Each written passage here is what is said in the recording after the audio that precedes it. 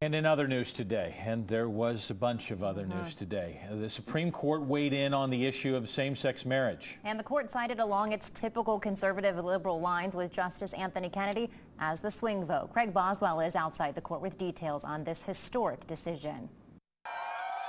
Same-sex marriage is now the law of the land. It was a little too much for Pam York-Smith, who sued to have her name added to her son's birth certificate. Overwhelmed and overjoyed and really proud to be an American today. The 5-4 decision fell along conservative liberal lines, with Justice Anthony Kennedy giving the swing vote. He wrote, "Marriage is a fundamental right in which homosexual couples must share, and it would also be a violation of equal protection to extend that right only to heterosexual couples." Within just a few sentences, I was just crying. Jim Obergefell is the lead plaintiff in the case. He sued to have his name added to his late spouse's death certificate. If it weren't for knowing him and loving him, I would have never become part of something like this. President Obama praised the decision of the court.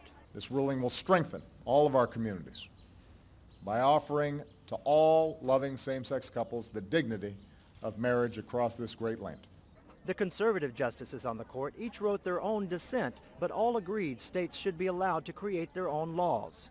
There's nothing in the Constitution that requires states to recognize marriage in the way the court has radically redefined it as such. Within hours, this couple got married in Dayton, Ohio, where it was illegal before today. Craig Boswell, CBS News, the Supreme Court.